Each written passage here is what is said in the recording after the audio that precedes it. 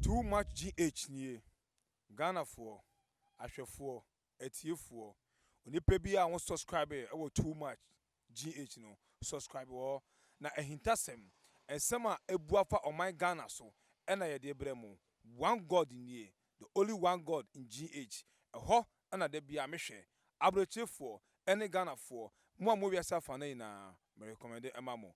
Too much GH.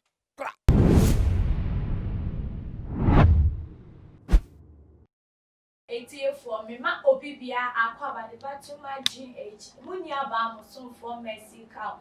And I made the in some watches. I do gone ever on my moon. Any yasafana ever sumo. A year in Tia near Rosema, a see a fee, and no more. Maya, a year Nigeria, and say. A year a brandy be a one only the girlfriend acting us for 8 good years.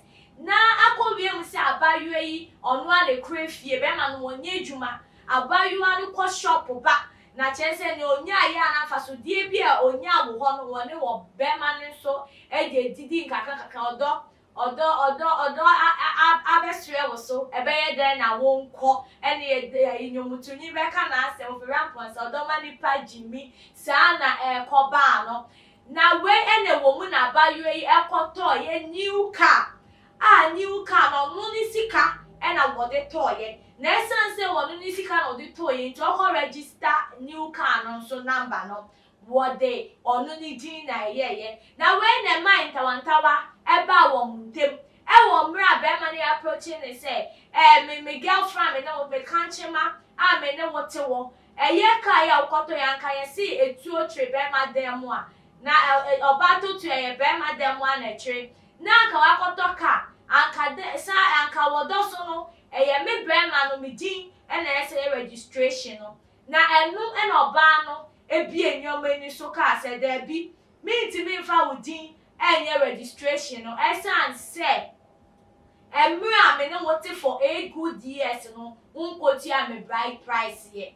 wonko ye se mejire ene ojire ene me enti se ko ba se me di wodin e ko register me car na se lovers yi night ya na lovers together yi twemu a na kire se I'm cheated and na say mashri madie kese na eno na be ma no anti ase na onu a ene ni nephew e fa adwen kese na ekoba se adwen kese o ma fenti obayi bo omode akọ as ne daily routine kwa ne shop ba ye no mu pia ne share dem mo ne bububub beatings echi mu ne kon ekun ne fi ati asefo asase so etiefo o hwe asem we se na esi kwa no na wodonti ye kase abayu afefefefefe we ahwe ne kwa wati asefo asase so a na utimi mu se enye enika eye arewosem na asem yi eye abayuwa Ngozi Nkabuaso and odi betu eye ni Facebook page odi eye sa arewosem yi betu so na etiefo say pe and our children nsem. I see a man with the help of his 16-year-old nephew stabbed his wife to death because she refused to use his name in her new bought car document. What Pachele said, and your woman bully come 1 year, no more what they are sad kind. Every one account said on Bones said there be on my complete job. Now I don't know to associate. The woman said she can't use his name. She can't use his name for the document. Etiefo. In semi a young mate, papa. A young mate. Michelle said, she said, I be a day now, wo abayua. Wone Bemate 8 good years. Na ebe kwako wie mono bema mo frɛ mo ho lovers onu aso na sa ebro wo chimu kon sa wo sikan ku mu frɛ atasefo asase so etiefo mo na mo ma mento aso e. I see the woman says she can't use his name on the document because the said man never paid the bride price. They just live in Lovers. They live in Lovers and hence and no children baby see with Lagos and have not married married her after living together for 8 years. They locked her in. Immediately she came back from shop and killed her.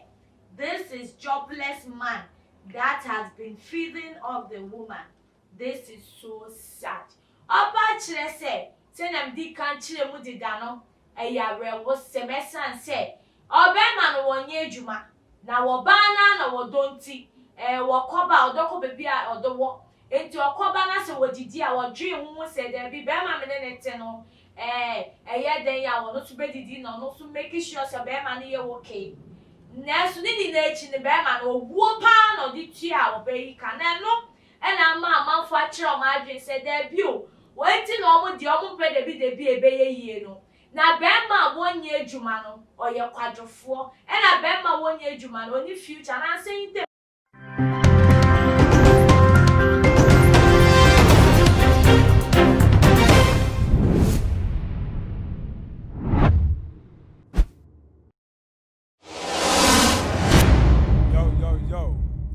too much GH nie Ghana for ahwefo etiefo onipa bi a won subscribe e too much GH no subscribe wo na ehintasem ensem a ebuafa oman Ghana so e na ye de bremu one god nie the only one god in GH eho na da bia mehwe abrochefo ene Ghana for mo a mo wiasa fa na ina me recommend emamo too much GH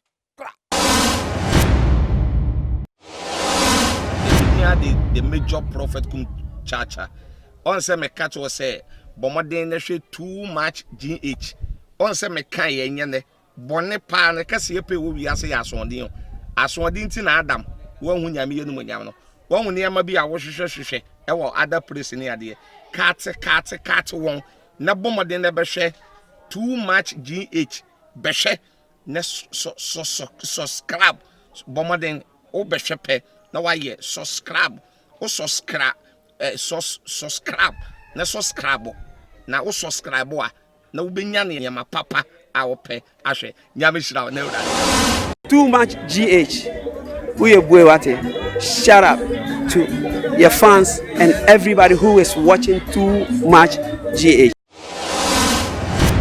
Yo too much GH nie Ghana for ahwefo etiefo onipa bi a won subscribe e too much GH no subscribe wo na ehintasem ensem a ebuafa oman Ghana so e na ye de bremu one god nie the only one god in GH eho na da bia mehwe abrochefo ene Ghana for mo a mo wiasa fa na ina me recommend emamo too much GH